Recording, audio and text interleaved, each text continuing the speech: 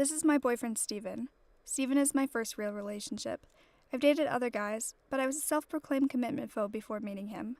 I never felt like I needed anyone to take care of me, and I never wanted to let anyone try. When I was growing up, I struggled a lot with negativity.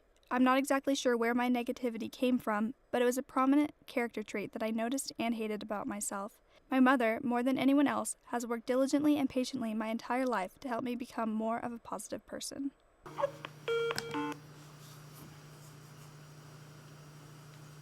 Hey, Mom. I think overall, you are, especially to your friends and to your teachers and to your roommates and to your family, you've always been very positive. So you send out a lot of positive energy. Just towards yourself, you tend to be a little less positive. One of the things that I was thinking is maybe since I've been focusing the majority of my energy being positive for Steven and making him happier and feel better that it's made me more of a positive person in general just because I'm always trying to be positive and happy for him. Yeah. Well, I mean, Grandma Atwood's wisdom to me when I was in college was to be less narcissistic. I'm depressed, I'm upset, my life is so hard. And what did she say? She didn't say, oh, poor Babs, poor you. She said, go out and serve people. I wish you would see yourself with the confidence and the beauty, the intelligence, the kindness that I see you with.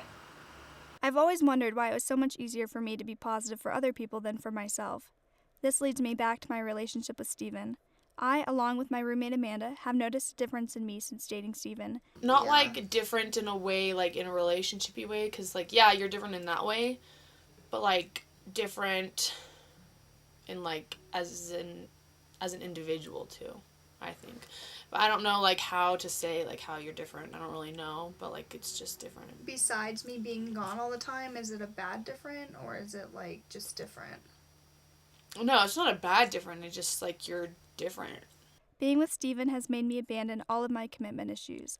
I decided to talk to Steven to try to find out why things were so different with him. If you're trying to juggle things or trying to just stand alone, you're always, things weigh down on you more, there's more pressure on you and you become more negative.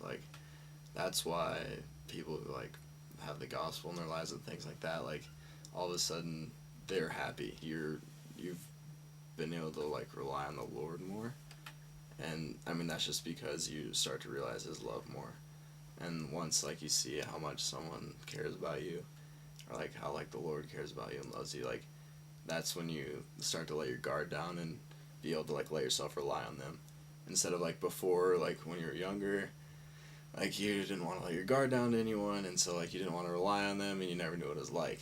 Mm-hmm. And so I mean, as you've gotten older, you've been willing to rely on the Lord in the gospel sense, and then on me, being able to let your guard down by seeing how much you care and how much I care.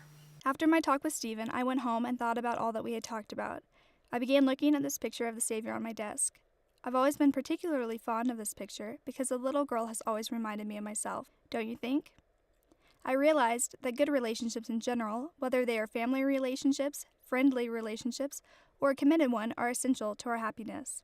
I realized that I had still been missing something that I was trying so hard to go without.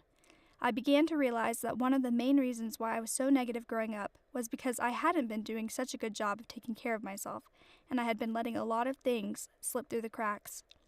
That's where Steven comes in, to fill the holes.